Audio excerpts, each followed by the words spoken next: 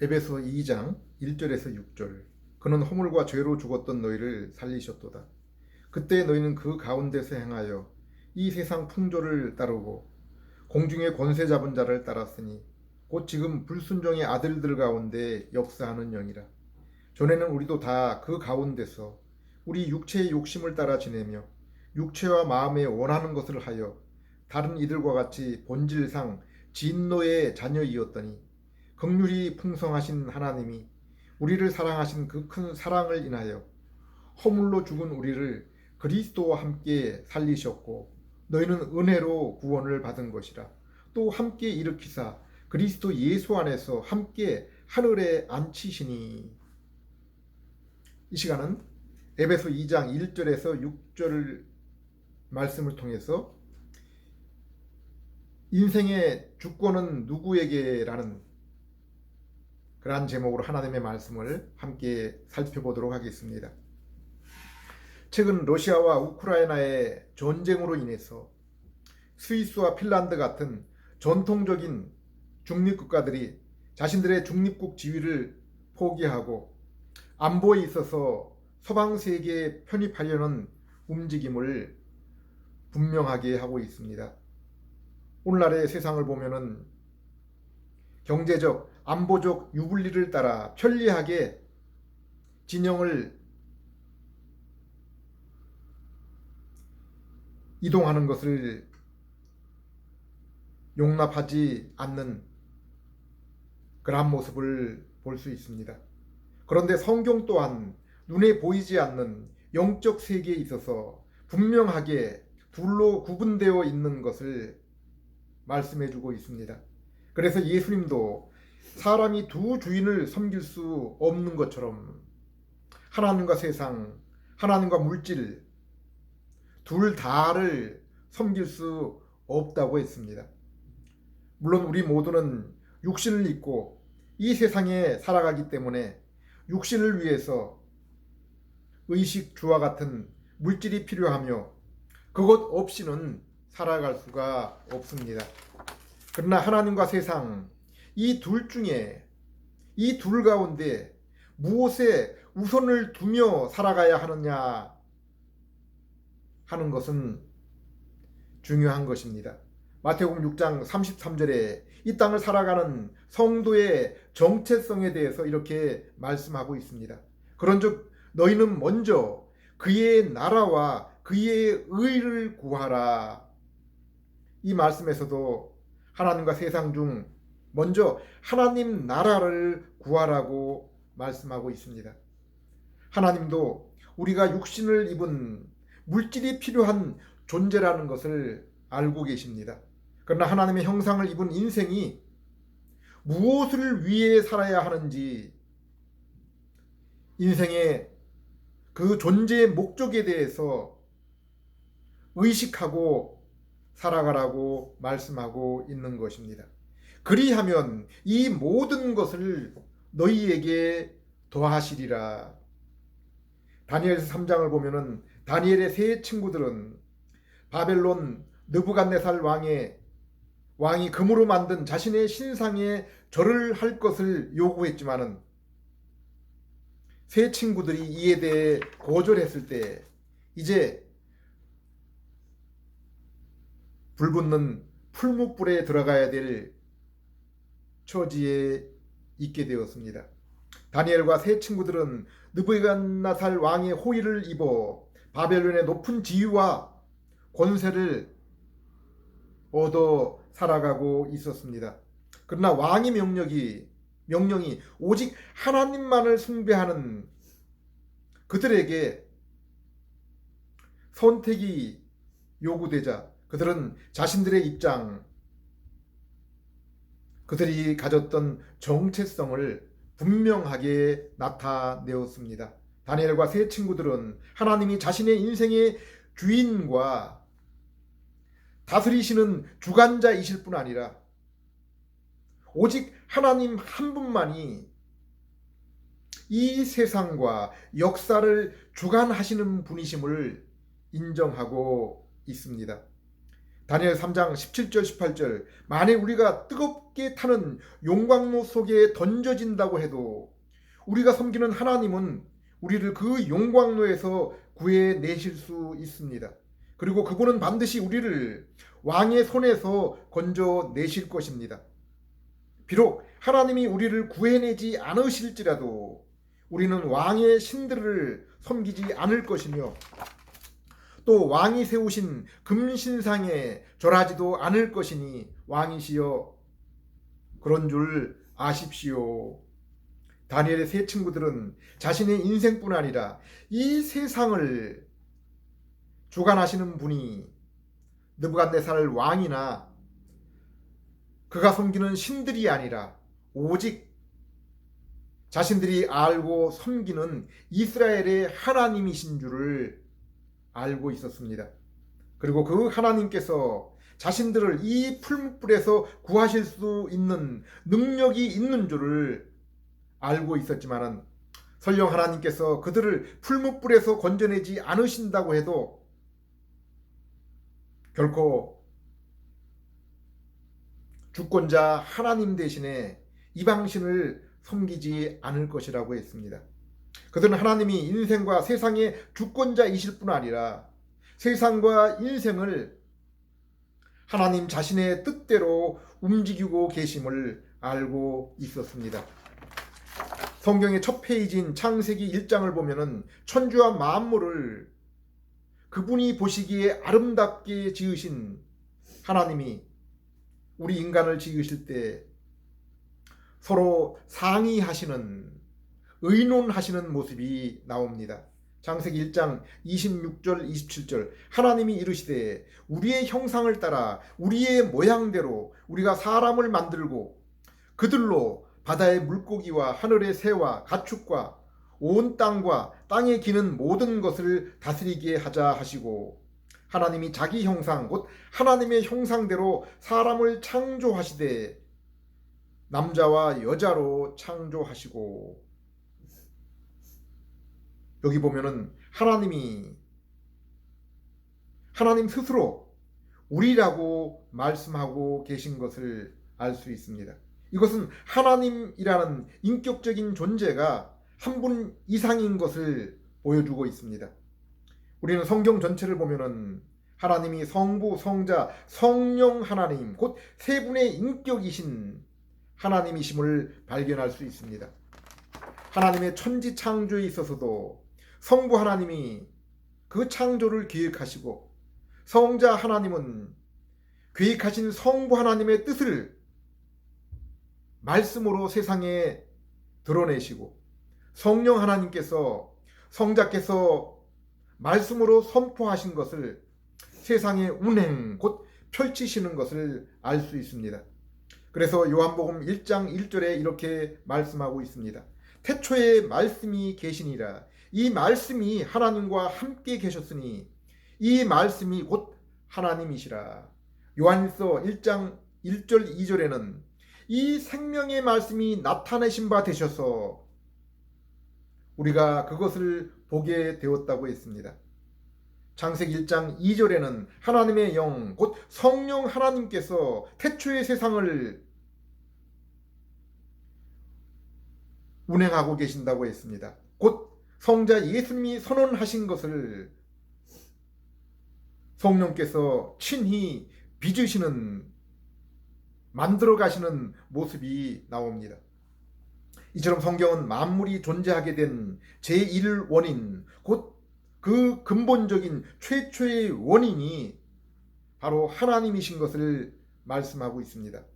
또한 세 인격이시며 그러나 본질에 있어서는 한 분이신 삼위일체 하나님께서 세상과 인생의 창조와 섭리, 심판 그리고 영원히 보존하시는 분이심을 분명하게 말씀하고 있습니다.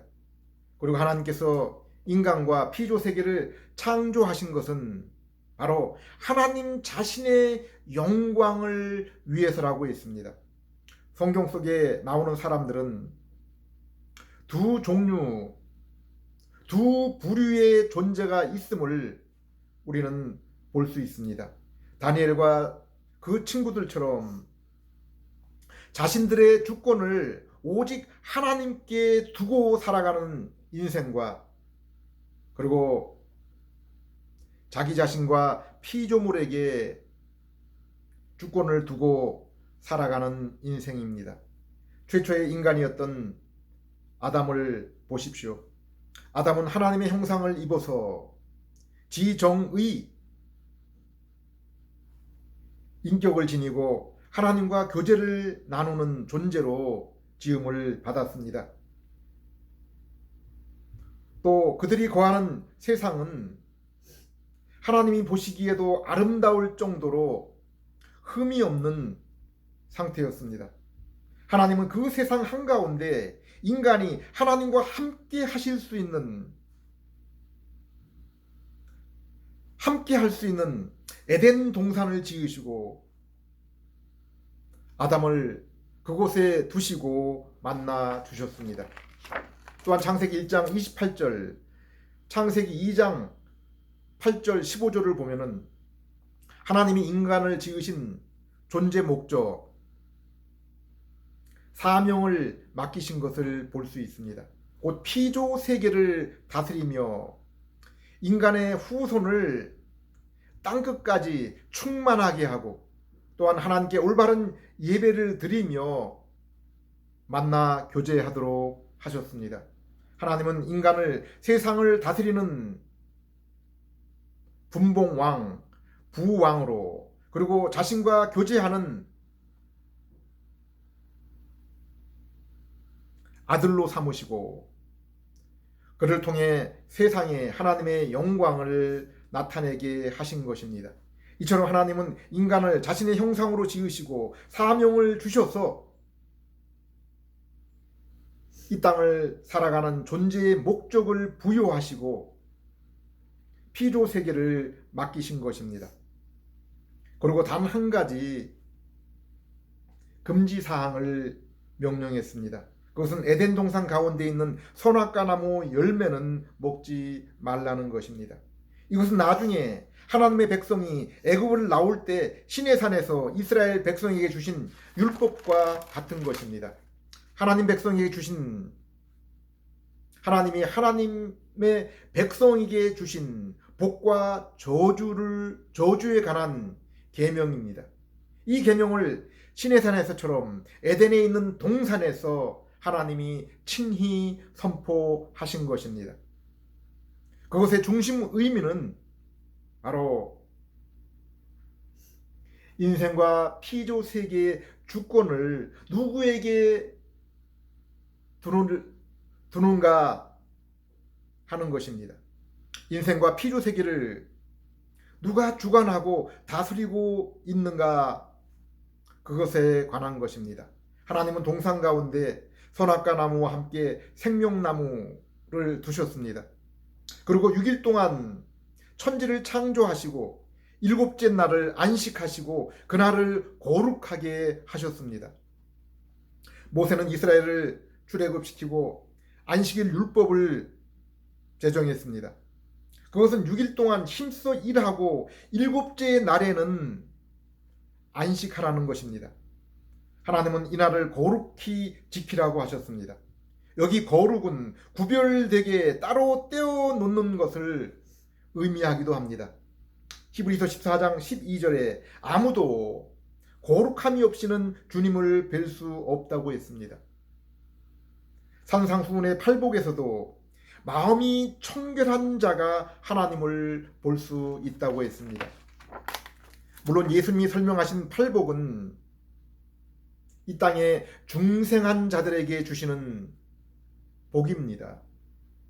열매입니다. 곧 예수님의 보혈로 죄사함을 받고 의롭게 된 영혼이 믿음으로 말미암아 얻게 된 하나님의 그 임재를 맛보고 누리는 것입니다. 또한 비록 중생한 성도가 믿음으로 언제든지 이제 지성소 곧 하나님이 계시는 보좌에 나아갈 수 있지만은, 비록 중생한 성도라고 할지라도 자신의 죄를 회개치 아니하고 심령 가운데 성령님을 슬프게 하는 그러한 요소들이 있으면 하나님 앞에 나아갈 마음과 용기가 생기지 않으며, 그로 인해 하나님이 그 보좌로부터 공급하시는 은혜와 긍휼을 충만하게 경험하지 못하는 것입니다. 아담 부부는 맡겨진 사명에 땀을 흘리며, 그리고 하나님이 제정하신 그 거룩한 날에 하나님께 예배와 만남을 통해서 이 땅에서 안식을 맛볼 수 있었습니다. 또한 동산 가운데 있는 생명나무 열매를 먹으며 하나님이 그에게 약속한 영원하고 참된 안식과 교제의 소망 또한 가지게 되었습니다. 그러나 아담은 하나님이 정하신 선악과 열매에 관한 규정, 곧 율법을 마주하면서 사단이 시험할 때 자신 앞에 놓인 주권, 곧 누가 나를 이 피조 세계를 다스릴까 하는 것에 대해서 고민을 하였을 것입니다. 인생과 피조 세계에 대한 참된 주권을 누구에게 둘 것인가 하는 고민입니다. 결국 아담은 선악과 열매를 먹게 됩니다. 그리고 그것을 먹은 즉시 하나님이 말씀하신 대로 율법이 정하신 복과 저주의 약속을 따라 저주를 경험하게 됩니다. 지금까지는 동산에 나아가 하나님을 뵙는 것이 아담에게 있어서 가장 행복한 그러한 시간, 안식의 시간이었지만은 선악과를 먹은 후에는 하나님께 나아가는 것이 두려운 그러한 순간이 된 것입니다. 은혜와 긍휼의 하나님은 비록 아담이 계명에 불순종하여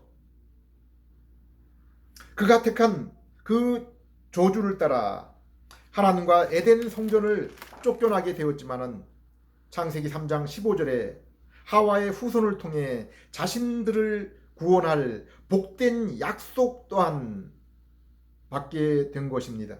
아담과 하와는 인류 가운데 첫 번째로 하나님의 복과 저주, 하나님의 임재와 부재, 그리고 하나님의 다스림과 마귀의 다스림을 함께 경험해 보게 된 것입니다. 그러나 이 땅 가운데 하와의 후손, 곧 여인의 후손으로 오셔서 뱀의 머리를 부수고 죄로부터 그 자녀들을 자유케 하고 영원한 안식으로 인도하실 예수 그리스도를 믿는 성도, 곧 중생한 자들은 모두 이 땅에서 아담과 하와가 겪었던 천국과 지옥의 사건을 체험한 자들입니다. 그러나 그 순서는 반대입니다. 아담은 먼저 천국을 경험하고 그 뒤에 지옥을 경험했지만은 먼저 하나님을 경험하고 그 뒤에 공중의 권세 잡은 악한 자를 경험했지만은 이 땅의 성도는 지옥을 먼저 경험한 뒤에 천국을 경험하고 살아가고 있는 자들입니다.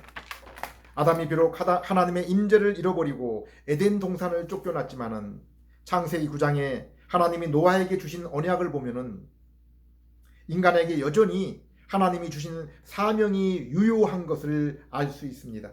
죄로 오염되고 부패한 인간이었지만은 여전히 피조 세계를 다스리며 자녀를 생산하여 땅끝까지 충만하며 하나님께 예배하는 왕과 선지자, 제사장으로 인간의 사명은 이어졌습니다.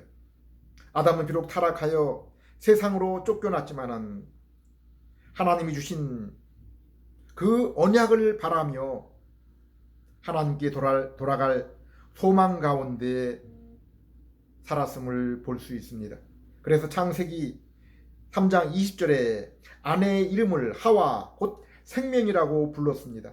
하나님의 그 언약을 따라 모든 삶자의 어머니가 됨을 바라보고 지은 것입니다. 창세기 4장 1절에 첫 아들을 낳고 가인이라 이름하였습니다.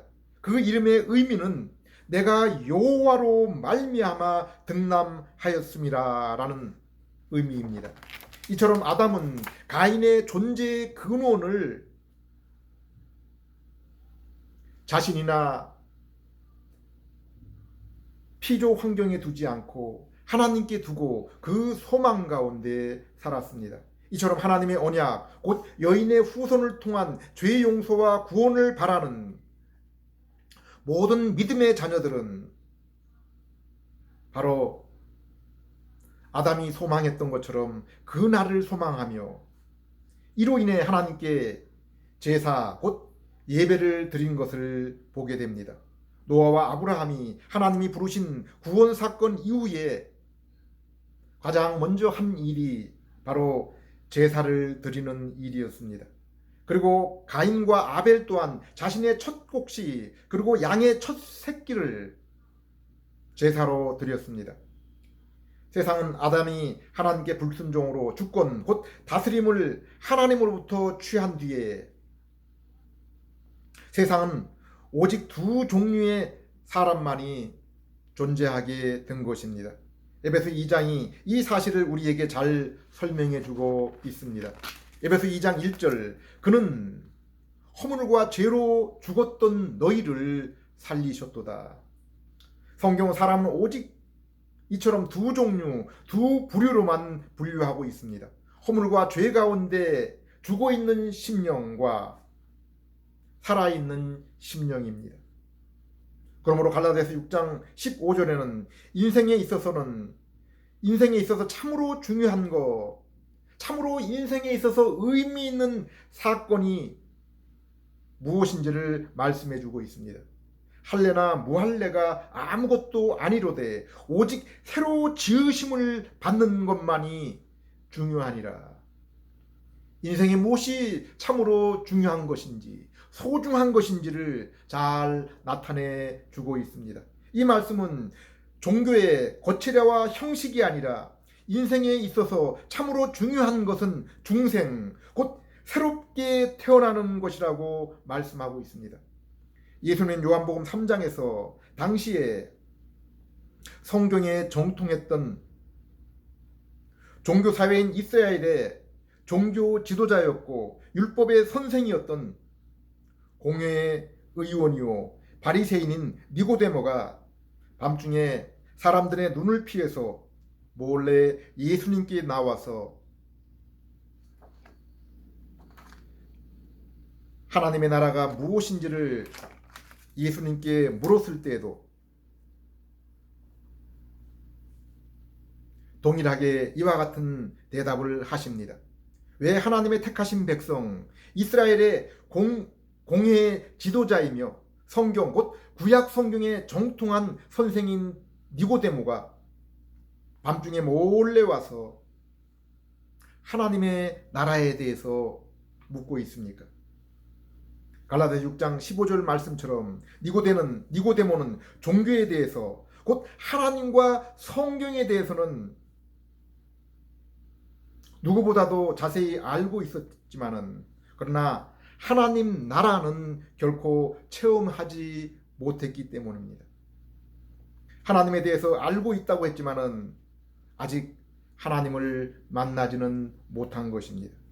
이것은 출애굽한 이스라엘이 그리고 약속의 땅에 들어간 이스라엘이 수많은 하나님의 임재 사건 곧 권능의 역사를 보았지만은 인격적인 그 하나님을 만나지 못하고 하나님의 그 나라에 들어가지 못했기 때문에 그들의 그 삶 속에서 결코 율법에 순종하지 못한 것과 같습니다.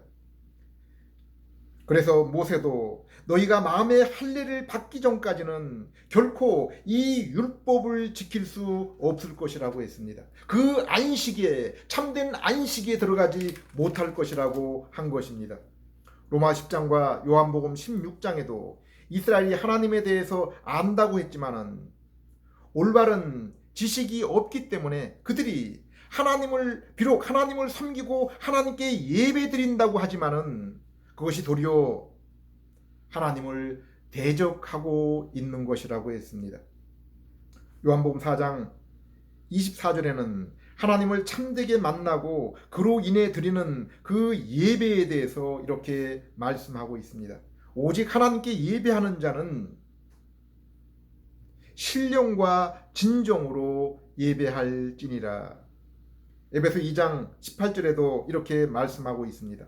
이는 예수 그리스도로 말미암아 우리 둘이 한 성령 안에서 아버지께 나아감을 얻게 하려 하심이니라. 흑암 가운데 있었던 태초의 세상이나 죄로 어두워진 인간의 심령에 빛은 하나입니다. 창조의 빛. 그것은 오직 하나 예수 그리스도의 말씀입니다.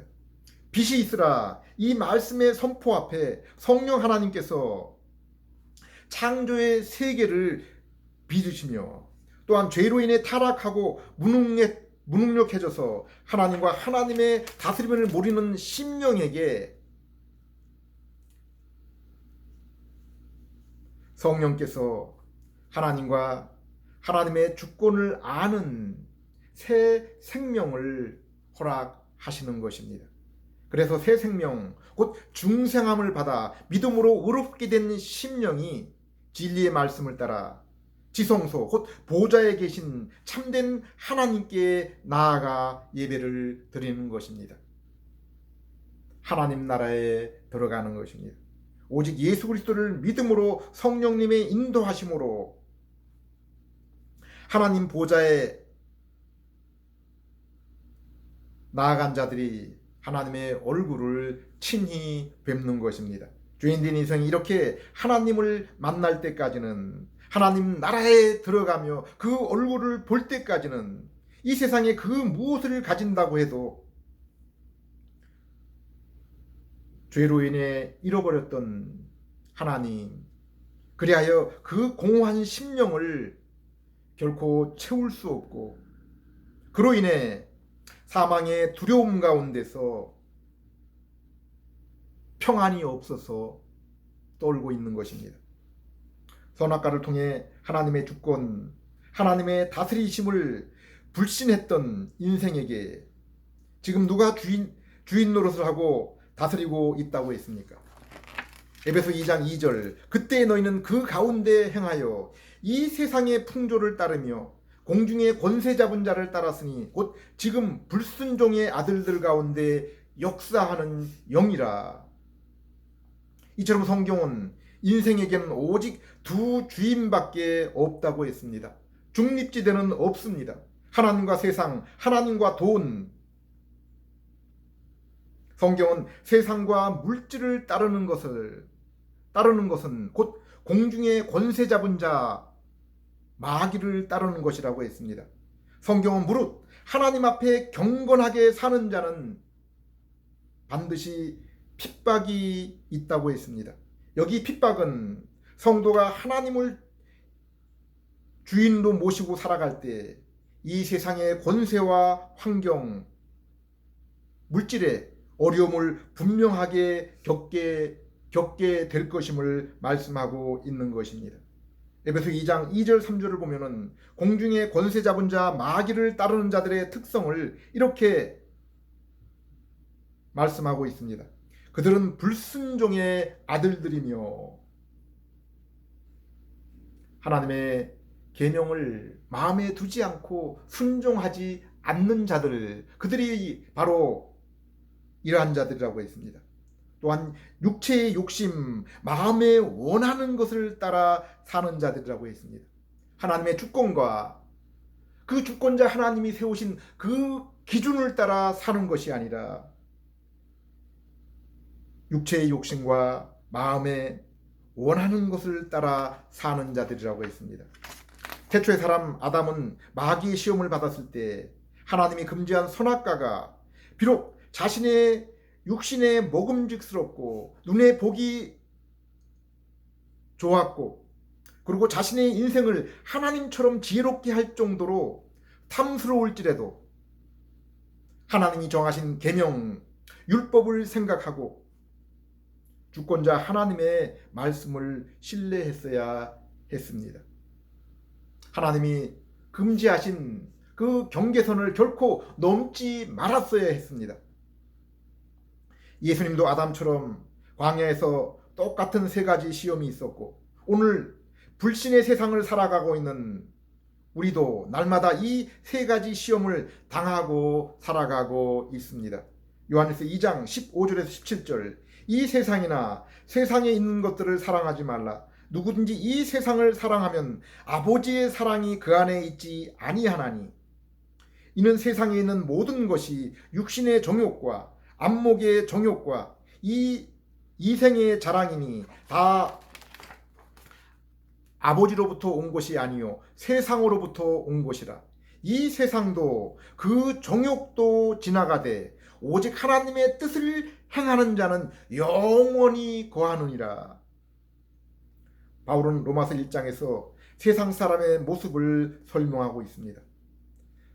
그들은 하나님의 신성과 능력이 이 세상에 부인할 수 없을 만큼 분명하게 나타났는데, 그러나 그들이 하나님께 영광을 돌리지 아니하고 스스로 지혜 있다고 생각하여 사람과 피조물을 우상으로 섬기며 그로 인해 진리를 거짓 것으로 바꾸어 거룩함 대신에 더러움과 정욕을 따라 살며, 또한 그렇게 사는 자들을 옳다라고 인정한다고 했습니다. 바울은 또한 고린도 교회에 보내는 편지에서 이러한 모든 우상을, 인간인 자기 자신과 피조물을 만들어 섬기는 이 모든 우상이 실제로는 귀신 곧 마귀를 섬기는 것이라고 했습니다. 이러한 일련의 성경의 말씀들을 보면은 이 세상은 오직 두 주인만이 존재하고 있는 것을 분명하게 알 수 있습니다. 바로 하나님과 마귀입니다. 그리고 이처럼 하나님께 주권을 두고 사는 자들은 계명을 순종하여 거룩한 삶을 살며 이로 인해 하나님께 영광을 돌리게 되는 것입니다. 그러나 우상을 섬기는 자, 곧 자기 자신과 피조물을 인생과 우주 만물의 주관자로 섬기는 자들은 실제로 마귀의 종노릇을 하는 자며 마귀의 성품을 따라 살인과 거짓과 음란, 더러움을 따르는, 그리고 그것들의 열매를 맺는 자들이라고 했습니다. 에베소 2장 3절에는 이렇게 우상을 섬기며 하나님의 주권을 외면하는 자의 현재의 상태에 대해서 이렇게 말씀하고 있습니다. 그들이 어떤 상태에 지금 처해 있습니까? 그들의 종말이 무엇입니까? 전에는 우리도 다 그 가운데서 우리 육체의 욕심을 따라 지내며 육체와 마음에 원하는 것을 하여 다른 이들과 같이 본질상 진노의 자녀이었더니, 현재 아담의 후손으로 이 땅을 사는 모든 인생은 바로 하나님의 진노의 상태, 심판 아래 있는 자들이라고 했습니다. 마태복음 5장에 하나님의 은혜를 입은 중생한 상태에 대해서 성경은 어떻게 말씀하고 있습니까? 심령이 가난한 자는 복이 있나니 천국이 저희 것이며, 여기 심령이 가난한 자의 그 상태가 바로 자기 자신이 하나님 앞에 자신의 죄로 인해서 하나님의 진노 상태 아래 있는 것을 아는 것이라고 말씀하고 있습니다. 성경은 지금 그 사람이 바로 하나님의 진노 상태에 있는, 그 자신의 상태를 알고 있는 그러한 자들을 복 있는 사람, 하나님 나라가 그들의 것이라고 그렇게 말씀하고 있습니다. 성경은 지금 사람이 세상의 권세와 부, 그리고 육신의 강함과 아름다운 상태는 결코 인생에 있어서 자랑할 것이 못 된다고 했습니다. 그러면은 어떤 사람이 하나님 앞에 자랑할 만한 복된 상태에 있다고 했습니까? 하나님이 누구시며 그 하나님이 어떠한 분이신지를 아는 자가 복 있는 사람이며 자랑할 것이 있는 그러한 사람이라고 했습니다. 에레미야서 9장 23절 24절 여호와께서 이와 같이 말씀하시되 지혜로운 자는 그의 지혜를 자랑하지 말라. 용사는 그 용명을 자랑하지 말라. 부자는 그의 부함을 자랑하지 말라. 자랑하는 자는 이곳으로 자랑할지니 곧 명철하여 나를 아는 것과 나 여호와는 사랑과 정의와 공의를 행하는 자인 줄을 깨닫는 것이라. 나는 이 일을 기뻐하노라.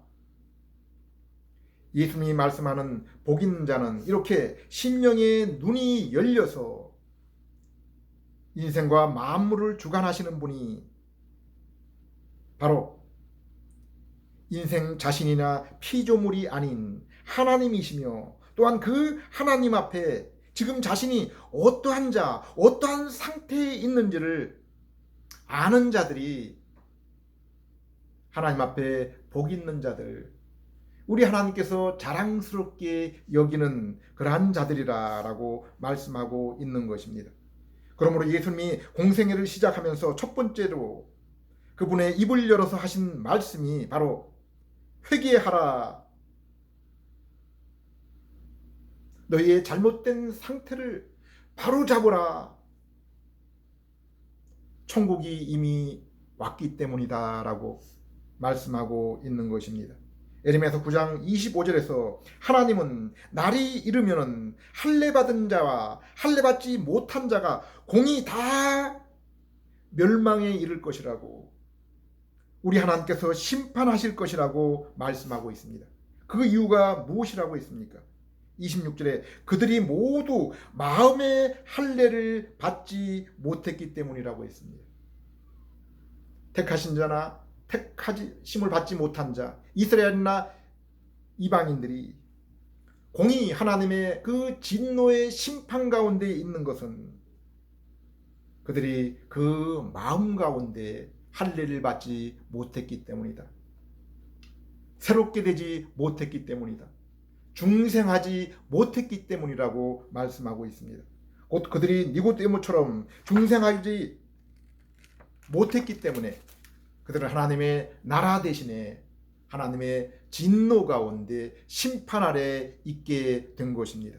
그러면 이제 우리는 곧 지금까지 육체와 마음에 원하는 대로 살면서 마귀의 종로로 타며 그로 인해 하나님의 진노의 심판 아래 있는 우리는 그러면 이제 어떻게 해야 됩니까? 오직 한 가지 길밖에 없습니다. 하나님은 범죄한 아담, 그로 인해 하나님 뵙기를 두려워한 아담에게 어린 양을 희생하여 그 가죽으로 죄와 수치를 가려 주셨습니다. 창세기 3장 15절에 여인의 후손을 통한 은혜의 소식, 복음을 주셨습니다. 이 복음은 노아와 아브라함, 모세, 다윗 그리고 선지자를 통해서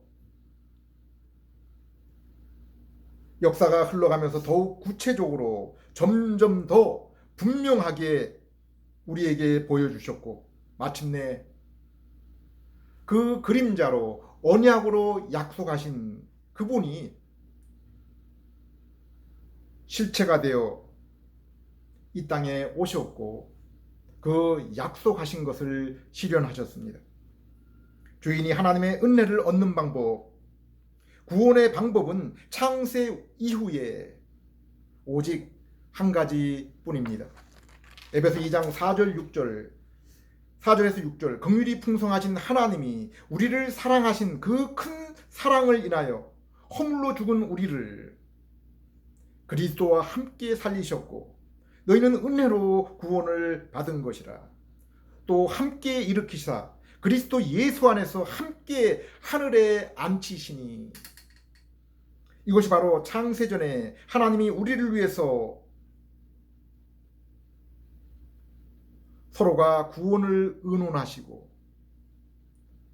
이후에 죄악된 세상에서 선지자를 통해서 끊임없이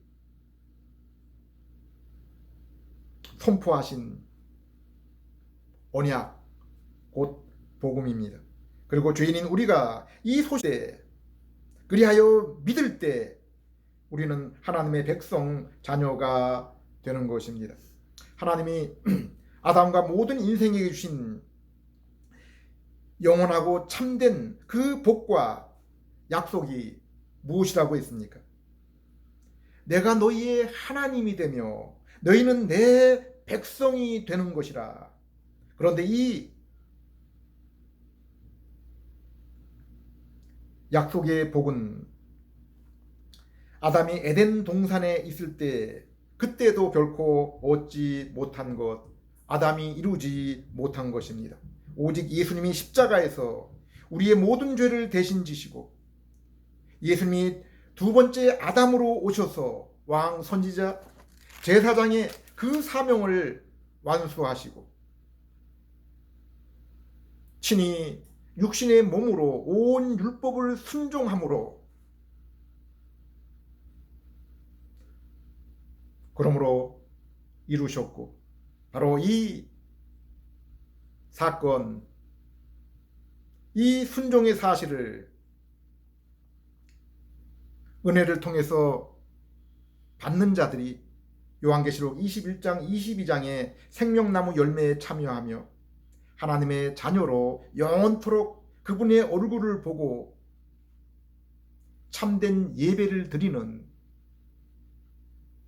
하나님을 우리 하나님께서 친히 너희는 내 백성, 자녀라고 불리는 그러한 자들이 되는 것입니다. 지금도 믿음으로 지성소에 나아가서 이러한 하나님의 자녀들은 날마다 하나님께 예배와 교제에 참석하게 되는 것입니다. 에베소 2장 10절에 성령의 인도와 중생으로 믿음으로 이 은혜에 참석한 자들은 이 땅을 어떻게 살아간다고 했습니까? 하나님이 모세를 통해서 경고했던 그러한 말씀처럼 에레미야에게 경고했던 그 말씀처럼 그들이 비록 택하신 민족이라 할지라도 복음을 들은 그러한 사람들이라 할지라도 육신의 할례를 통해서는 결코 하나님의 그 안식에 하나님의 나라에 들어갈 수가 없다고 했습니다. 새 마음을 받은 자들, 심령의 그 마음의 할례를 얻은 자들이라고 했습니다. 그러므로 그리스도 안에서 이처럼 율법을 기뻐하며 그로 인해 순종의 거룩한 삶을 살며 이 땅에서 하나님 나라를 소망하며 하나님이 거하시는 성전으로 자신의 심령을 점점 더 하나님을 따라 온전히 지어가는 그러한 사람들이라고 했습니다. 사랑하는 여러분, 누가 행복하고 누가 불행한 사람이라고 했습니까? 자신의 인생의 주권을 오직 하나님께 둔 자가 복 있는 사람입니다. 인생의 주권을 자신과 피조세계에 둔 자를 우리 하나님은 어리석은 자라고 말씀하고 있습니다. 지금 주권자 하나님께서 은혜의 약속을 우리에게 주십니다. 십자가에서 우리 죄를 사하시고 순종으로 우리를 하나님 앞에 의롭다 선언하고 계십니다. 이 언약의 말씀을 듣고 믿어 하나님 나라에 들어갈 수 있는 하나님의 성령의 중생의 은혜가 오늘도 이 말씀을 듣는 그 심령에 임하기를 기도드립니다. 누가 참된 중생의 믿음에 있는 자입니까? 하나님이 주신 복음의 목적을 따라 그 심령이 할례를 받고 새롭게 되어 예수님처럼 거룩하게 살기를 힘쓰는 자들인 것입니다.